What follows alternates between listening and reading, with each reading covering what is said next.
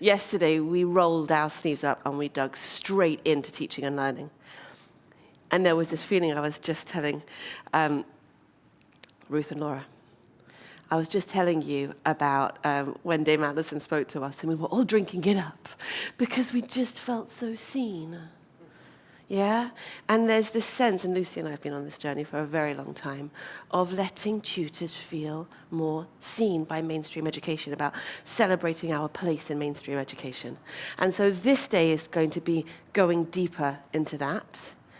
And at the end of this day, I will not ask you to tell me what you've learned and what you're going to action, because you're going to be exhausted and overwhelmed and relaxed and inspired.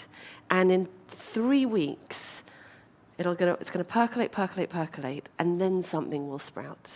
So that next time we get together in January? Okay. Then, October. Okay, very good. October. What took you so long? So next time we get together, we'll be able to say what we've learned, what we've gained.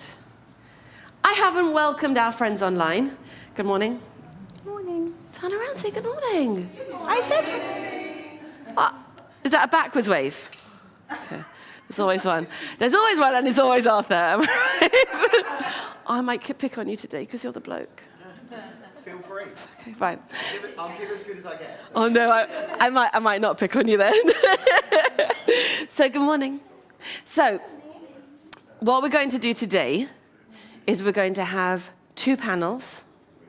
The first one is going to be diving into special educational needs and disabilities and how the support of tutors can make an immense difference to our students who are really struggling to access learning in the classroom. And we each have our own experiences of that. So we know that we're talking to people who already know this space. And we have real experts here, Lucy and Kayleigh, who are going to be diving really deep into what it looks like to help those learners, celebrating what success looks like in that space and how open-ended that success is, yes? It's not an 8 in maths GCSE necessarily. It might be boosted confidence and the ability to sit and cooperate, or come out of your bedroom, or whatever those needs are that are far, far more complex, and those successes that are far, far more complex and closer aligned with life outcomes. We were talking about that just now, weren't we? And I think that focus on life outcomes and the skills that are going to take us way further than our years in school are something that we're going to be really focusing on today, because the second session is, second session is going to be looking at disadvantage and how tutoring can be used to close the advantage gap or reduce the advantage gap. Then there are 2 awesome workshops. The first is by a close friend of mine, Christine Nicholson, who has approached a business mindset, will knock your socks off and help. Right? So Ayush and I, we were talking this morning about the tutor business mindset and how you become an educator, and then all of a sudden you have to also balance your books and take on new people and consider HR and all those complex things and use social media in a way that you hadn't thought that you were going to need to in your life, because now you're outside the protective space of the school and you have to go and find out your own work. And the summer is not a time to put your feet up. The summer is a time to plan for what your next year is going to look like. So there are all these different touch points in the similarities, but also the differences in tutoring and teaching that we'll be able to explore today. Before we get started on all of that, oh, no, and one more thing, right at the end, Hannah Knowles, Art of Brilliance, is going to leave you cartwheeling out of this room at the end of the day. I promise you we will leave you on a high. We are not going to filter out of this day. There's not going to be any sort of flat balloon noises at the end of this day. May I have your attention? What's actually going to happen is that you are going to be leaving full of zest. Yeah? Because Art of Brilliance know what's what, and Hannah is going to give us a lift that we're going to need that's going to take us forward. Please don't forget that Sunday is World... Hannah Knowles, ladies and gentlemen. Good morning. So please don't forget that Sunday is World Tutors Day. We are going to be rolling out videos that we're recording at the moment with you guys, all about what tutoring looks like, feels like, what your tutor story is. If you want to record those, Andrea, are you recording them again today? Excellent. And if our lovely friends online want to join those recordings, Andrea can probably grab a Zoom and do some recordings for you as well. We want to capture those stories because we want to celebrate those stories. I'm nearly there. Ayush is going to be hosting the first panel, and you're going to be asking the questions as a dad. And I think that's really, really important because it's gorgeous and important for us to be a professional development community that supports each other, that raises standards, that reassures, that asks the difficult questions and learns and grows together. But since we know that we're really here for the children, we must also represent the other needs of the other stakeholders. And so the needs of the parents and of the schools, and how to explain what we do to them, how to reassure them, how to communicate with them, which you are ridiculously excellent at, Lucy, is one of the things that we're going to be learning about today. Not just bolstering up our own community, but how our community can make a difference to its stakeholders. There are so many touch points there. So before we do all of that, I just want to share with you something that I wanted to make really, really clear. QT membership is about making sure that tutors have everything they need. Making sure that everything you need is our commitment, Odette and I. And we are committed to making sure that you have, would you mind just showing that slide, please? Yeah. We are committed to making sure that you have professional development communities, that you have digital credentials, that you have a directory listing, that you have discounts, and that it's affordable.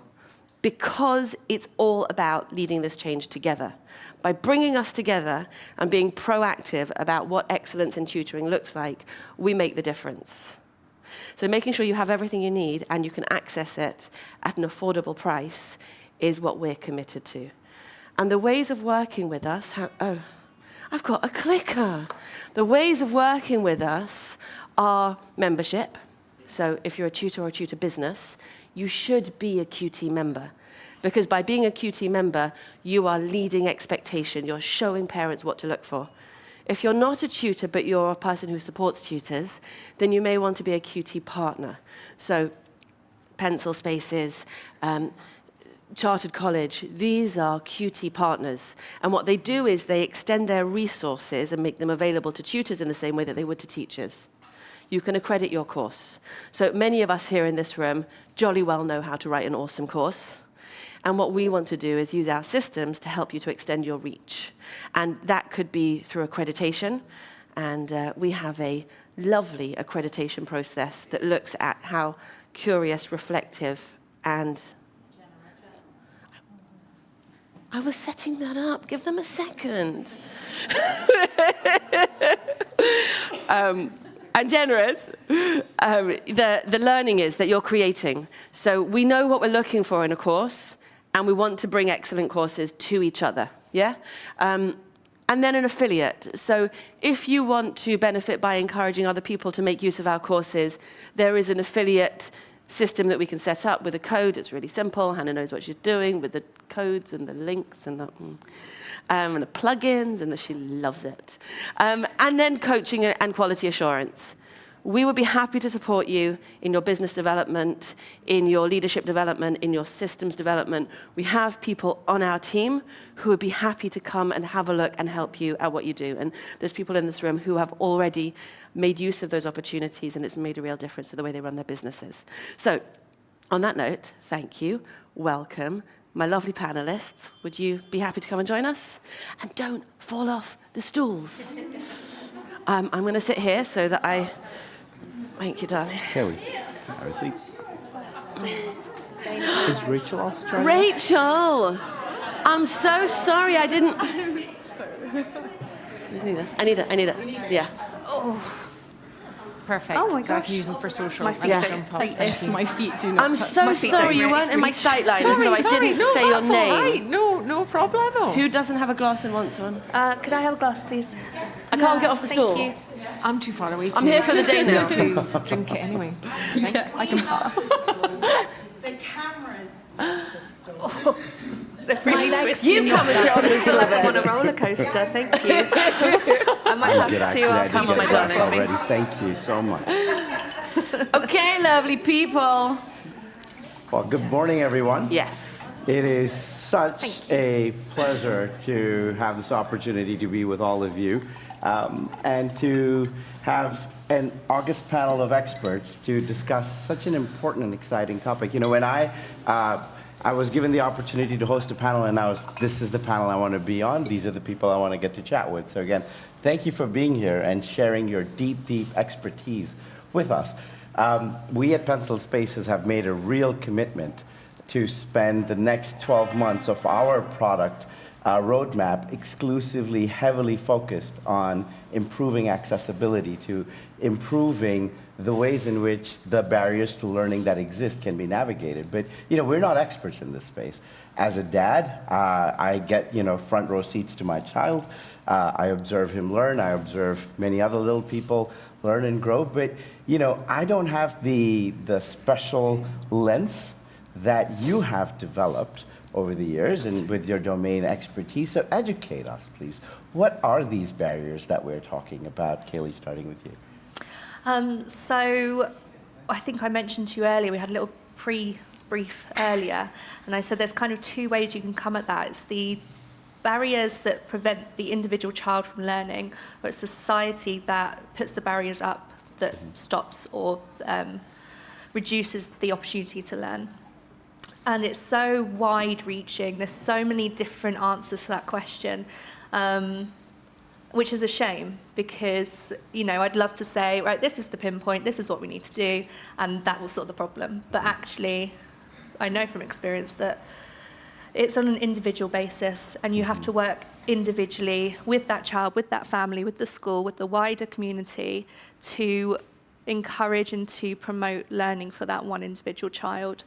Of course, there are things that barriers that people will share, but ultimately it comes down to that one individual child. And so as a business and as a tutor, that's the privilege we have, is that we get to work with these children on a one-to-one basis and get to know them and their family and their community, and to not only reduce their barriers to learning, but to educate other people about reducing it further afield.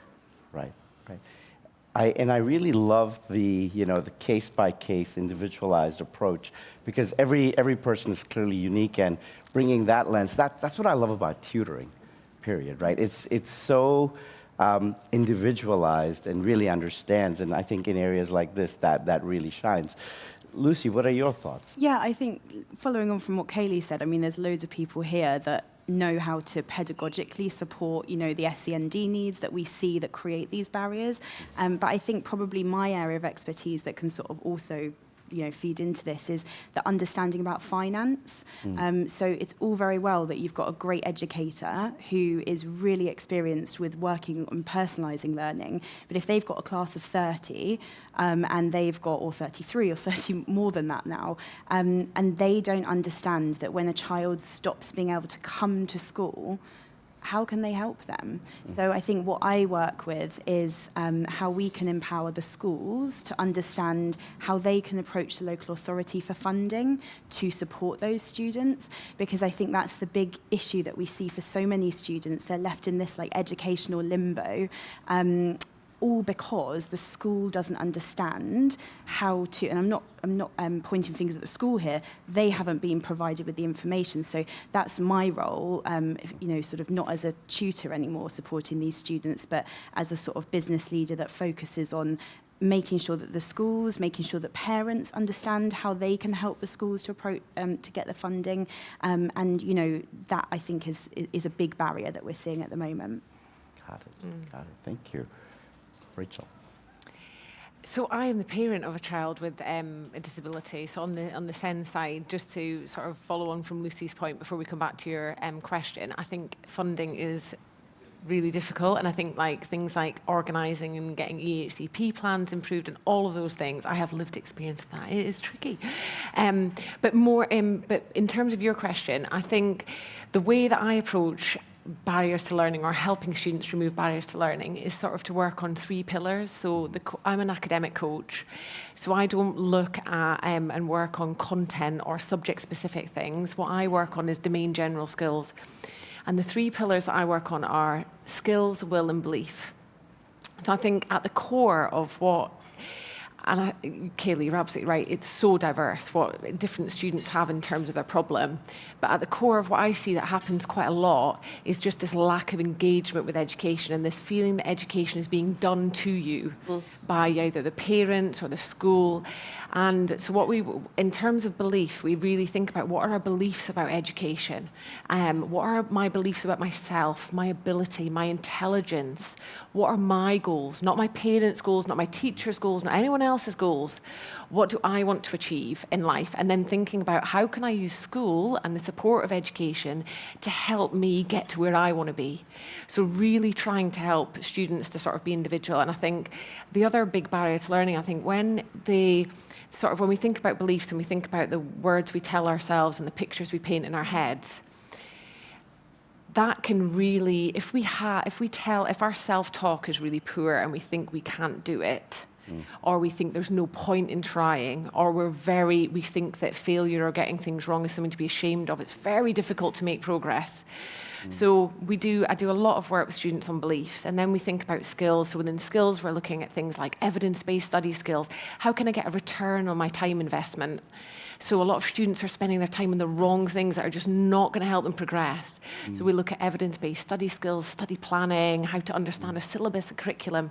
And then on terms of will, we're really looking there as motivation and resilience. So how do I, once I've set myself a plan, how do I make sure that each day I make a bit of progress towards it? So the work that I do as a coach is much more around, to your point earlier, Julie, it's much more around life skills. So what do I need to be successful? So even if I start my own business, I still need a goal. I still need to think about my beliefs. I need a plan. I need motivate, all of the things, whether it's at school or not, we need, these life skills are really helpful. So kind of a long answer to your question, but there are some of the approaches I use in terms of sort of trying to bring down some of those barriers to learning. Got it. Ayush, I really feel that everything has been represented in the different elements of this process, working with the systems, working with the families, working with the individual student. And I find the phrase barriers to learning really interesting because I always think about the school gates and I think about the barriers to communication between the different stakeholders. So lifting those barriers and creating clarity and transparency and trust between the school, the intervention, the parents and the child is the other element there. And the barrier to lifting those school gates, those barriers, is headspace. And I know, because I'm going through it at the moment, it is very, very difficult to make headspace for those difficult conversations. And, we as parents, we're endlessly committed to the needs of our children. And the schools are endlessly committed to the needs of our children. But opening your mind to what that might look like and accessing all the different help from all the different professionals all at the same time is so overwhelming when you're trying to also make dinner and also have a job. And so headspace is one of the barriers, I think, that we don't even see that's holding us back sometimes. Definitely. I've been working with a couple of parents lately, actually, who say exactly that. And I'm helping them to go through the EHC process and to get the funding and the support that they need. But I have the parents telling me they don't have time for this. They don't have time to collect all the evidence. They don't have time to, because their child isn't going to school. Their child is having meltdowns and their house is chaos. And, it's heartbreaking because there is so much extra legwork that parents of children with special educational needs need to do, as opposed to somebody who has maybe a neurotypical child. And there's an irony there. Yeah. There's an irony because the people who need the most help don't have the headspace to access it. Yeah. As you've all been incredibly successful in making an impact in this arena, share with us some of your greatest success stories that you're most proud of. And tell us what it is, about your beliefs, about your will, your skills that helped you make that happen, starting with you, Kayleigh. I haven't really taught for a long time now, but when I first started out actually at Love Tutoring first festival, is when I started tutoring with the support of LTF. And it was then that I started, obviously I worked with children with SEND beforehand in a lot of different roles, but as a tutor, I remember going into a child's house and he just wouldn't come out from under his bed. Just wouldn't, he didn't want to engage, didn't want me to be there. He was so removed from education that he was scared of education. He was scared of what I'd make him do, that we'd do writing and we'd do this, that, and the other. And it probably took about 6 weeks of me coming nearly every day and just bringing games or just having a chat. You showed up every day. I showed up every for day. 6 weeks. Yes, yes. That's beautiful. That is beautiful. Eventually, he came out from under his bed, and we didn't have the perfect sessions. They were a little bit all over the place sometimes. Some days he was too tired, but we focused on doing really fun things. I remember the thing that he found the most fun was because he had this thing about volcanoes. So we did the whole volcano experiment with the vinegar and the... And the mess. And the mess. And of course, that spoke to him the most. And we did that experiment over and over and over again for a few hours, just so he could really he just wanted to watch the lava flowing out, and he wanted to watch how it splashed onto the floor. And then that was my in. I was like, okay, we've got some sensory things going on here. We need to start focusing on messy play, and we need to play. And as lots of you know, I come from a very play-based background as an early years teacher. And that's what I do, and that's what I encourage my tutors to do, is that we play with our children. We allow them the space to play because play is learning. And some of these children have been forced into school way too early, in my opinion. And they haven't had that opportunity to explore play and to experiment with play. And that's what a lot of them are missing. So. Yeah. That's really interesting. I think, the best vector into some of these experiences for these children is just joy, right? And if you can access that joy through, vinegar and baking soda, that's a great recipe. Yeah, we also did Mentos and Coca-Cola. Mentos and Coca-Cola. Better.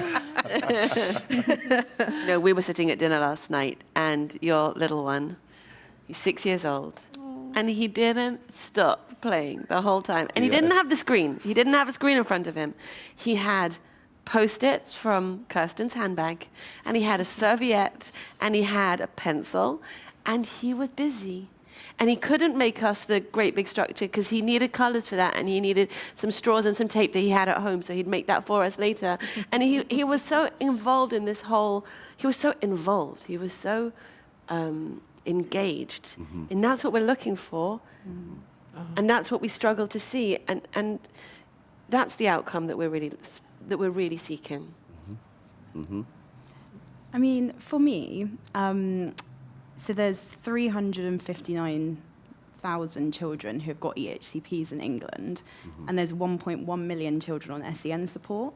So although talking about success stories, I think, is important, and I think we've had some lovely examples there, I think that's one of the problems, is that people, schools, I hear this a lot, oh, well, we have managed to reintegrate one other student. Yeah, that's not the student we're talking about, And I think that every day I speak with schools and teachers who talk about maybe other children that have had a particular response to something that's happened. So, oh, they're coming in for a part-time timetable. That's worked for lots of our other students. Well, it's clearly not working for the one we're talking about, So I think that whilst talking about the success stories is really important, and I think shines a light and hope, and, for many people who have got, super negative things going on with their children out of school, I do think that, for me, one of my personal success stories, now I'm not actually delivering the education myself, is that, at the beginning of this year, we were working with 2 local authorities providing their alternative provision. Within 5 months, we're working with 33, and I hope to grow that to 100 in a year's time. And obviously, there's 312 in England. So that would be my success, is that, of all the students within 18 months of working with our alternative provision, we've managed to reintegrate them back into a setting or move them onto an EOTAS plan, which means that the local authority agree that home education and home tutoring and alternative provision and sort of mixed media, if you like, approach to education is the right thing for them long term. So they're not looking to reintegrate them back into a school. But for me, that's our success. But when you look at the numbers, I don't think it's appropriate in maybe talking like in a panel like this to sort of make it sound too positive, because it's actually really like a huge crisis right now. Sorry to be a dampener on it. Could you just unpack some of those terms, please? Could you unpack alternative provision and EOTAS, please? So alternative provision is what is put in place by an educational setting when they've got a student on roll who they're trying to reintegrate either back into the same setting or they're looking for a placement and they're looking to reintegrate them back into like a specialist setting or something like that. So alternative provision, you've got two types of alternative provision. You've got alternative provision schools, which are hubs and settings, and sort of might be latched onto a mainstream school or a specialist school, and they are a physical place where the student would go, and they will have like a mixture of different approaches. But for my service is what we call an alternative provision service, because those students couldn't go to a setting because they couldn't go to school, and they knew people, they had friends there, and they knew the teachers, and they weren't able to go there. So why would they be able to go to some new random place, So we work to integrate them back, maybe initially into an alternative provision hub sort of setting, and then eventually into a school, or to be agreed EOTAS, which is educated other than at school. And I think a lot of people get very confused with like home education, EOTAS, alternative provision. The thing for alternative, because I get parents and schools saying, but we don't want them to be educated at home, because then they will know that they don't have to come back to school anymore. I was like, you don't understand alternative provision. We want you, like the biggest success way of like us as a service showing our success is our reintegration rate. So I want the children to be back in a setting, maybe not the school that they've come from. Often there's like educational trauma, there's issues with that setting. So it means that we'd be looking at a replacement. But, I just think understanding all the terms, firstly, for anyone maybe watching who isn't specialist in this area, firstly, just making sure that everyone you speak to knows what these terms mean, because I think as tutors, we will deal with a lot of students in these situations, and so we've got to empower like the educators in school to understand, so they can like get in place, the support that the students need. So That's a job in itself. Yeah, and that's like the advocacy side of what we need to do as tutors in terms of helping others to understand. Yeah. I really want to acknowledge you for one of the first few things you said. I think this is such a tall mountain to climb that it is hard in some ways to think of successes. Maybe it's a bit American of me, but we're big on celebrating the small wins, because when the mountain is that tall and the task is that important, it's really, really important to encourage ourselves as well and support ourselves. Put on our own oxygen mask as we put it on so many others around ourselves, to really celebrate the wins, right? And then keep on building on that momentum, because it's a huge challenge that we are working on. And I want to make sure we celebrate you folks for the work that you're doing, but also recognize that the mountain is tall. Rachel, is there anything you'd like to add on this? Yeah, I think, I agree with your point, Lucy, in terms of the challenge. I think for children with SEND, for a lot of students, I think schools don't have the resources. I don't necessarily think schools have always the skills to apply for an EHCP plan, to put those things in place for them. I think it is a huge, huge challenge. So in terms of my personal experience as a parent of doing this, so I've got two children, unfortunately, who both have genetic hearing loss. So my son is severely deaf, my daughter is moderately severely deaf. It's just one of those things. I have a recessive gene, Dad has a recessive gene, and together they have a challenge. But one of the things that as a parent, my lived experience has sort of made me really passionate about. It's also about really raising expectations for children with SEND, and I am very passionate about the way that teachers sometimes or people speak about children with SEND. And to me, obviously there's a huge spectrum of students, but the things that if I think about these things that have been said to me about my children and what would or not would not be possible for them, I just ignore it all. 100%. I'm like, I won't even listen to it. They're both at mainstream schools. They both speak. We don't use any sign language. We did a lot of auditory verbal training. They've obviously needed a lot of support, especially my son, and he's got an educational healthcare plan. But yes, that is something I'm passionate about. And when I listen to students and they'll come to me and they'll say, someone said to me, oh, that's really good for a dyslexic student. And I am... the whole room did that just then. I'm like, oh. So yeah, that is something I think that's a really important job, and I'm sure we all do, is really raising expectations and raising what's possible, raising the bar for these students. Gorgeous. Incredible. Incredible. What, I imagine many of us as tutoring practitioners may not always know that we are working with a student who may have special needs. The student themselves sometimes and the parents may not know that there are special needs to be addressed. What is your advice, guidance to members of our community here to enter a relationship with the right detectors turned on so that they can quickly explore, navigate the needs that the student may have, just so they can orient themselves as quickly as possible to meeting the student and the family where they are? That's a big question. It is a big question. So I'm kind of going back to some of my roots here. I was a nursery manager for quite a while and assistant Senko. We worked together. So I had to have a lot of initial conversations with families directly to alert them to the fact that there might be something that we need to explore with their children. And that was not always received very well. And what the main takeaway I took from it was that we are not there to diagnose these children. That is not our role. Our role is to make sure that these children have access to the right support. So what I would always suggest is starting that conversation with parents and just saying, oh, I've noticed so-and-so is doing this. Is that something they do often? Have you spoken with the school about this one thing? Is it okay if I approach the school to ask them?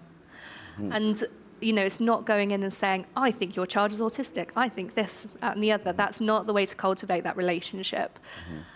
And as use your professional judgment and find the resources. If you're not familiar with, PDA or other Can you needs. explain the TLA? Pathological demand avoidance.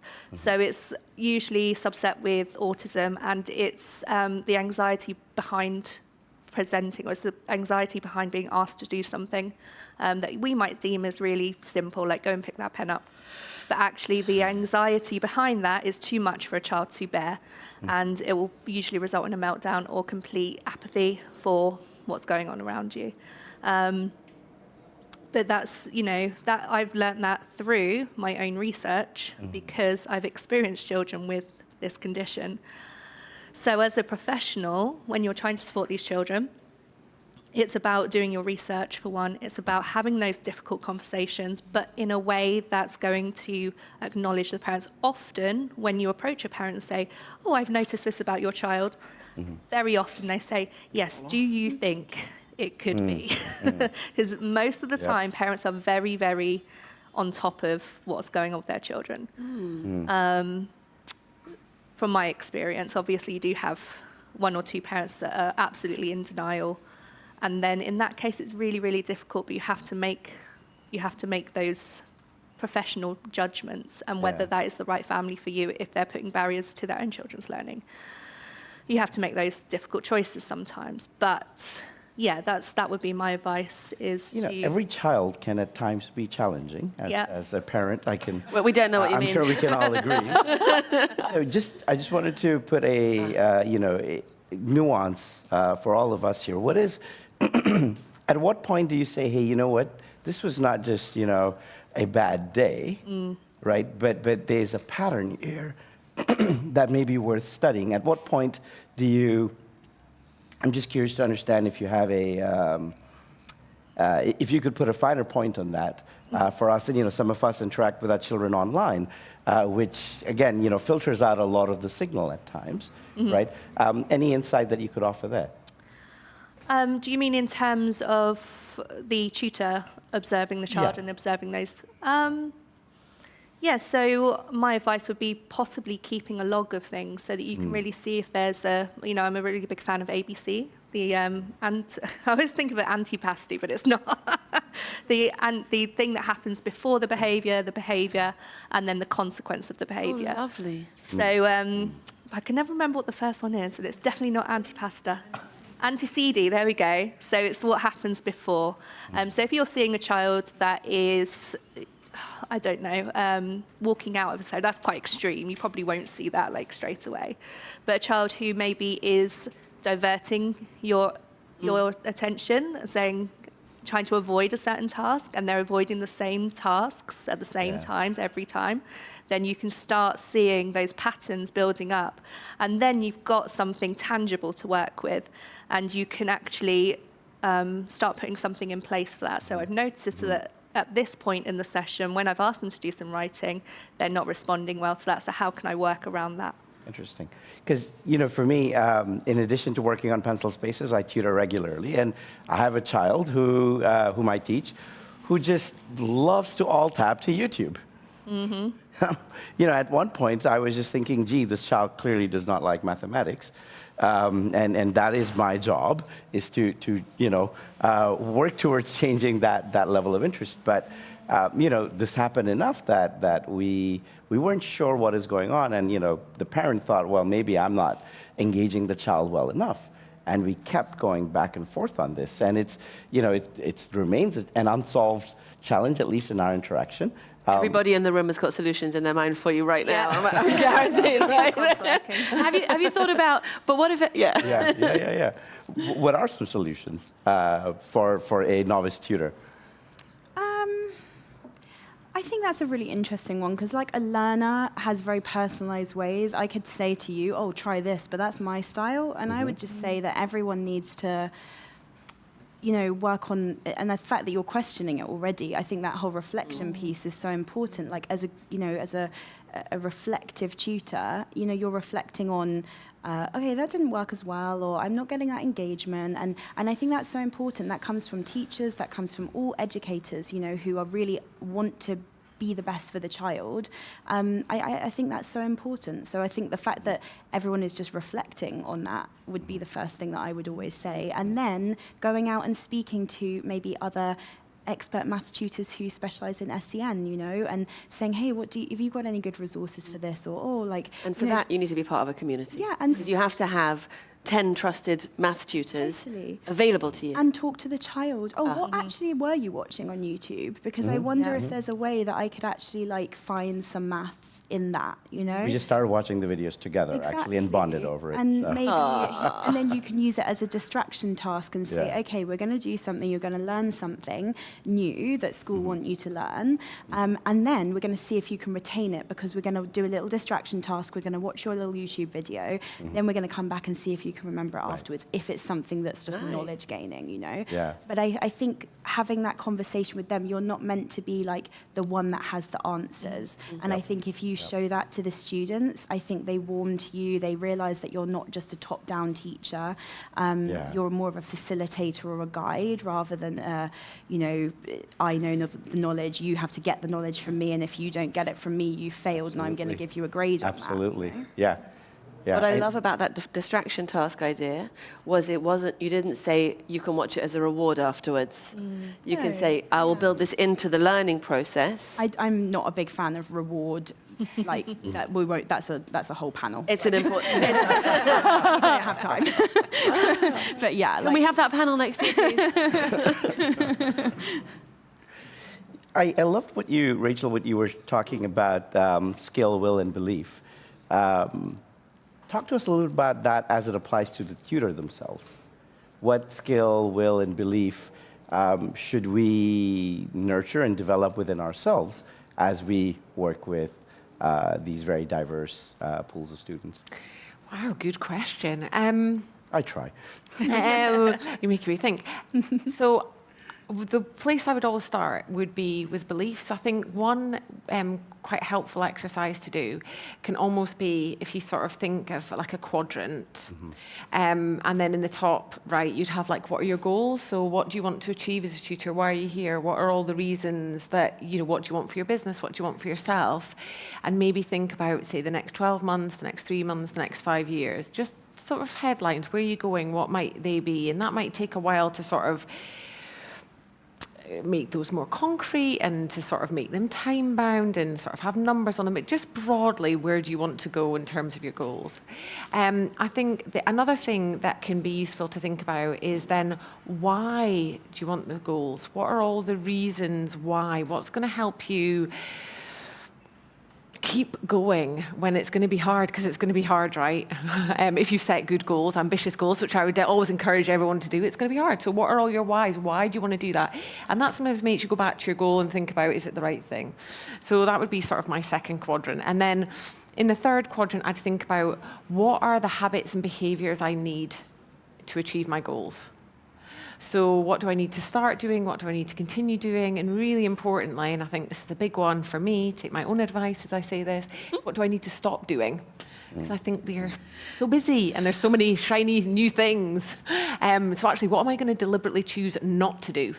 And then the other part of that, in terms of sort of thinking about beliefs, would be, what do I need to, and I think this is really, really important and useful to sit with a bit, what do I need to believe about myself in order to achieve my goals? What do I need to believe about my abilities in order to achieve my goals? What do I need to believe about my skill set? So to really think, sometimes when we're not achieving our goals, actually what's at the core of that is that subconsciously sometimes we're stopping ourselves. Because actually we're maybe not sure that we can do it, or we're not sure we've got the skill set to do it, or we might not even be aware of these things. So I think that's sort of my sort of general approach that I think can be helpful around beliefs. In terms of skills, yeah, wow, there's lots of different skills within that, and I think I'd probably pass to someone else to talk about that, and we could explore as a panel, what skills do we think we need? And then I think a lot of that is about motivation, isn't it? Resilience, this ability to keep going. I think something in terms of skills would be, when you've got your goals laid out, what's your plan, right? Broadly, what are your main milestones? Right. And how am I going to know I've got there? Do I need an accountability partner? Do I need some support? So I think there's some of the sort of broad plans that I'd have. And then, yeah, how a community can be really useful in terms of accountability, can't it? And in terms of motivation, actually, can I have mentors and things like that? Well, that's exactly right. That's exactly. So yeah, there's some of my thoughts. I'd love to open that out and see what other people can add. I think that element of peer and mentor support is really, really useful there. So you've got people who are aligned alongside you, but the way you just described a framework was like a mentor. And I know I'm not the only person in the room who was like, oh, because we all know how far we've got to go. And having people alongside us who know how to hold space and give us those structures is part of what community feels like. And I love that. Absolutely loved it. Wow. I think 2 more workshop ideas here, Odette. Yeah. For next year. She's taking notes, don't worry. Folks, what questions would you like to ask the panel? Helen. She wants the mic. She just wants the mic. She just wants attention. Keep an eye that she doesn't take it home, I'm telling you. I feel victimised right now. Helen, causing trouble. Well done. Two quick thoughts that came to... as a parent, I have one of mine that is showing signs of having barriers to learning at the moment. We are just starting the process of having to investigate what that is. She's female. And I know that a lot of from a parenting perspective, the signs of autism, the signs of ADHD, the ones that we would traditionally recognise, stereotype maybe in the media, they're very the male-presenting ones. Do you find that schools, local authorities, parents don't recognise that females present differently in those two? And then do you want to do that one first and then Yeah, I mean, in my experience, working with early years and then moving on to children of all ages, you see things really early on because, the fact that we find more girls masking is a symptom of society and society norms. And we're expecting young girls to integrate into their communities, while I expect boys to jump around and fight and all of that stuff. So it starts really early on. And I think now that we're becoming more aware of it, my hope is that can be reduced now because we are being more inclusive of girls and boys. But there's still so far to go there. Gender divide is massive and it starts really, really early. So that's kind of part of that question. But I think schools do know this stuff, but their resources are so stretched that they sometimes can only focus on the children that are presenting with an issue or the ones that are disrupting a class. And I don't know what you want to add to that, Lucy, but that's my perspective on it. Yeah, I think one of I think to answer one part of your question, Helen, would be that the schools do know that there is that gender disparity, let's say, in terms of identification. I think there's a lot of controversy, I think, over it as well, in terms of, it's not something I usually particularly talk about, but, when I tell people that I'm autistic, I think people are really shocked, and I get people that go, what? But you can talk in front of people and you can do this. And I think that's really damaging to so many people. People don't see the teachers don't see the meltdown when they get home and the decompression that has to happen after school. They don't see the 4 hours that you've got to get your uniform perfect and you've got to have your hair in a certain way because that that's important to the other people in your class or things like that. So I think that's one thing that I think school can sometimes just view. Obviously, they know what home happens, but I think there is still a little bit of, I don't want to call it parent shaming, but it's sort of that, but they're fine at school once they get here. And actually that leads on to kind of what I wanted to say is that we've mentioned EHCPs and EHC plans and stuff, but you don't, just to be clear, you don't have to have an EHC plan to get funding.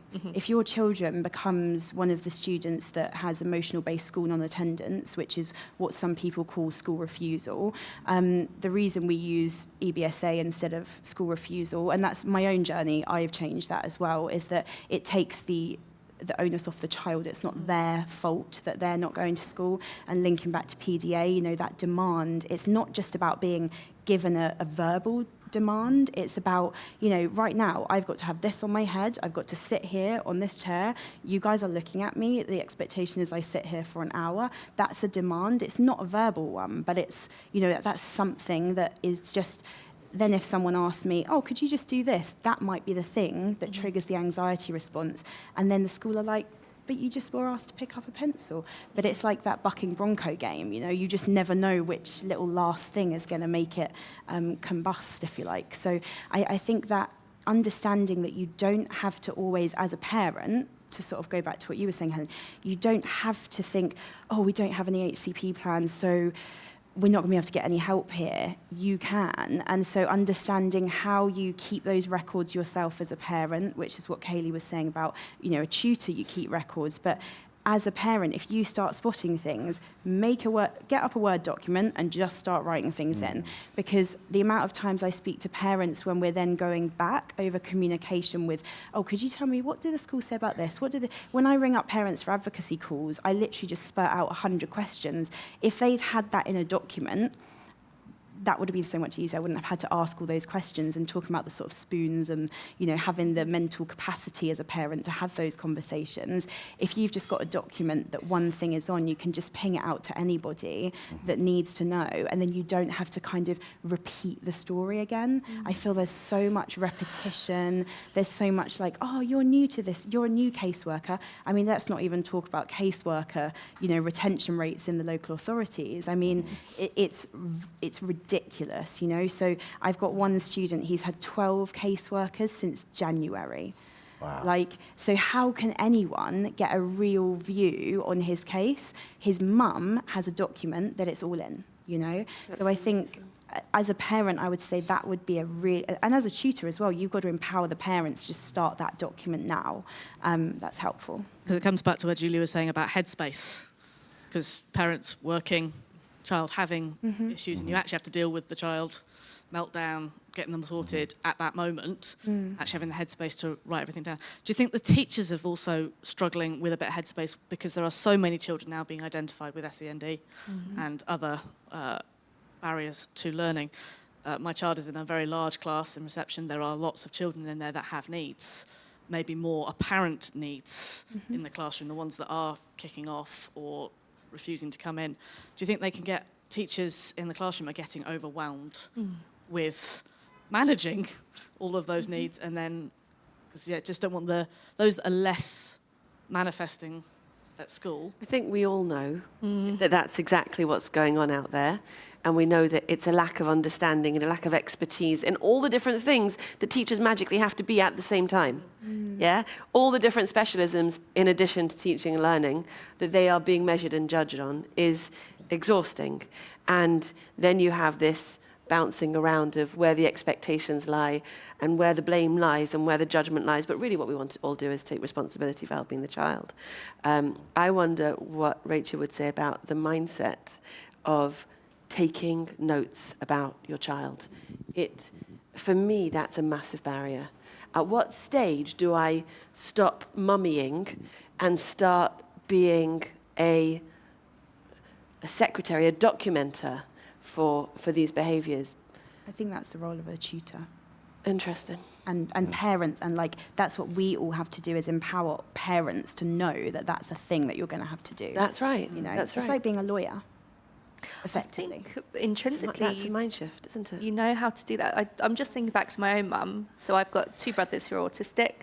They both have extensive folders on them in my mum's front room, and she is the scattiest person you'll ever meet, scattier than me. And she knows where the documents You're are. here. She knows where the letters are. She knows where the evidence is. But she's learnt that through experience.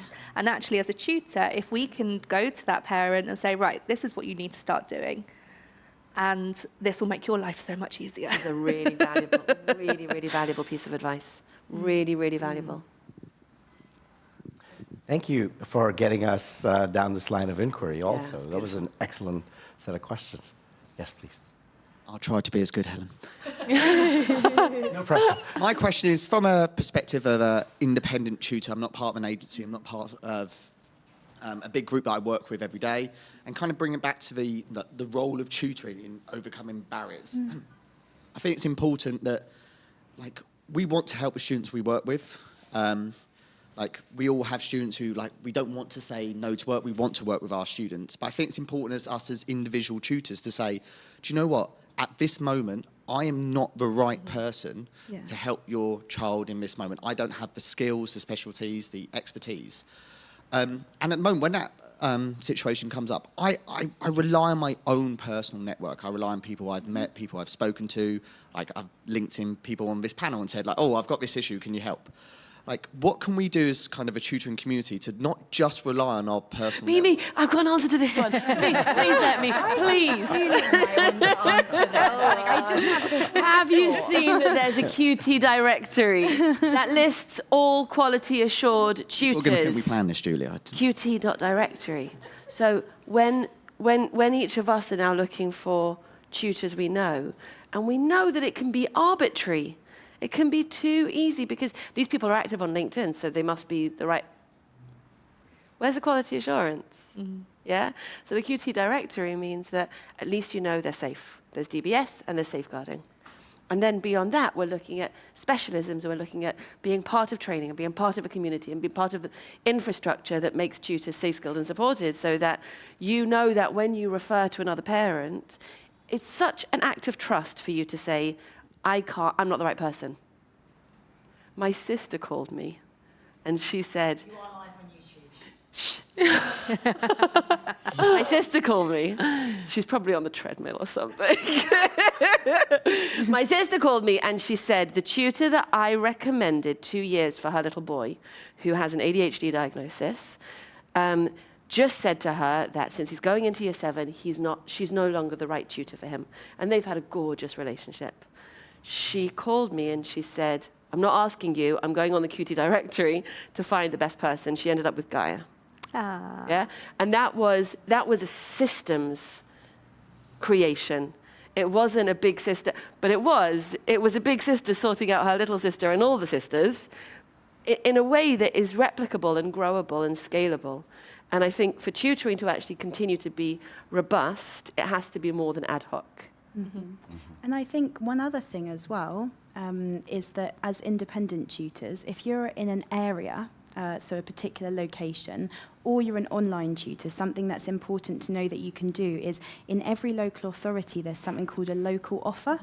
So if you just look up the local authority that you particularly want to work with, if you're online, you could probably do it pretty much anywhere. This is not the same, I should say, as working with a local authority through their commissioning process like we do, but the local offer is there for parents of SEND children, and it lists just services, sports, everything, you know, and you can put it's free, they're all over, they have to have them. They're often run by the SENDIAS sort of area in the area.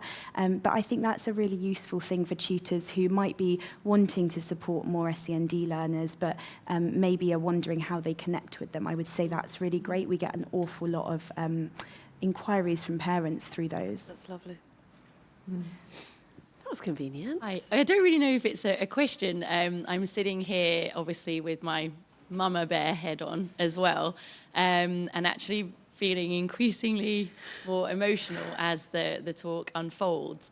And it's perhaps something that you come across. So obviously, I'm a tutor, and I've been the teacher in the classroom as well, who, whenever there was a child with some kind of barrier or they're kicking off, as you said, send them to Melissa.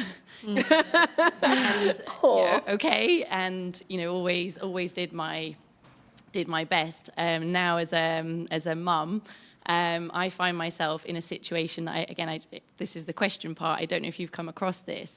My partner and I come from very different backgrounds, actually different cultures, and I believe that there's a cultural barrier sometimes with stigma of accepting. I know that my stepson, who lives with me full-time, I try and work so closely with him. I know he has some additional learning needs. It's not something that I can really bring up at home. It's an instant barrier. And that's having been brought up in a different country with different beliefs. And actually, if you're saying that's a disability or that's an illness. And obviously it doesn't help that he's in a class of over 30 children. When I do ask the teacher, how's he doing? Oh, he's fine. Oh, he's fine. And I know that's not the teacher's fault. I know the teacher is pulled in so many different directions. But I guess, again, feeling the safe space here, more as a mum than as an educator, how do you go about helping families where one of the parents isn't ready to accept that we need some additional help here? What a high-trust question. Kayleigh, do you want to go? If you've come across this, having flashbacks to nursery, and I've had parents that have been really angry that we've even insinuated that something could be not wrong. I never use that word. There's not a wrongness about the way someone is, but they will perceive it as a wrongness, and that's the stigma that we need to break. And it doesn't just come from individuals, it comes as a society. And it comes in partnership with everybody, it comes with raising awareness. Some of the work that I used to deliver in local nurseries is that I used to do autism awareness. But it wasn't focused on how you should support your autistic child. What books and resources can we use the environment that support other children in understanding what autism is? What can we do to make autism a high priority or high understanding. And it kind of came back to me a little while ago with my nephew, and I was discussing autism with his grandma. And he piped up, he said, my friend so-and-so is autistic, and it means this, this, and this. And it was just such a pleasure to hear, because he is going to grow up and he is not going to have that stigma about having a child potentially who is autistic or has a barrier to learning. So, you know, I don't really have any advice about that one particular case, but it comes from a really long line of work, or a lifetime of work for everybody to feel that inclusion and to push that onto everyone, to break down those social barriers so that everybody can feel included. You know, it's an idealistic dream. It's never going to happen to that extent, but if we can just make it easier for one child, that's where I kind of come from it. But I think readiness does happen. Yeah. You know, so you're ready sooner than your partner is ready, but there will be a moment. I think it's language as well. So what I would say in that situation is that, like you would with a learner who's not ready to receive learning in a certain style or way, it's like, think about the things that are important to that person that your child does achieve, and then think about the fact that at the moment there might be some barriers. So I'm talking about, you know, if, say, someone's like really keen for their little 7-year-old to eventually be a doctor, for example, you know, which you do get, and it's starting to talk about those things. You know, oh, I've noticed that in science he's struggling with this concept. So rather than it being like, I think he's autistic, you know, there's some conceptual, like, you know, like areas that we can work on here. And then that starts speaking to the motivations for that person. And then when you start positioning it in a way of, you know, no one has to accept labels if they don't want to. A label's a label, you know, ADHD, autism, if you, exactly.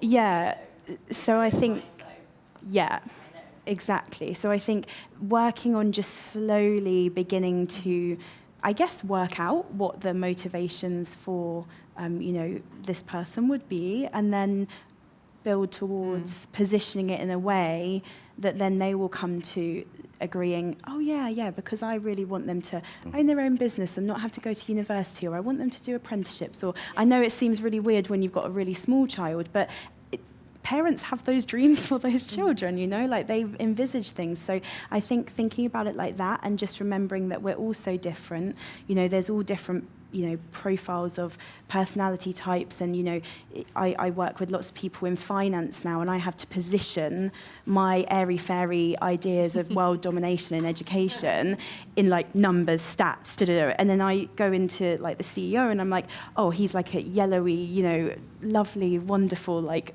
big ideas. And it's just positioning it in different ways for different people, like we would for students, you know. Can we have another panel on labels, please? Yeah. And the 5 hours? 5 hours. All right. Are you labelling the 5 hours, or can we take 6 if we need? What is an hour?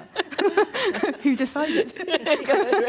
I'm just going to. Folks, you guys have all been such an incredible audience, and, you know, I wish we could make this panel itself a 5-hour panel, because there's so much more to dig into. But, you know, this is just the beginning of the conversation amongst us. So during our breaks and so on, I encourage you to come up and, you know, ask them for their advice, their perspectives. But for now, we're going to have to wrap up. Thank you everybody. This was such a delight. Thanks. Thank you. Thank you. Thank you all for listening online as well.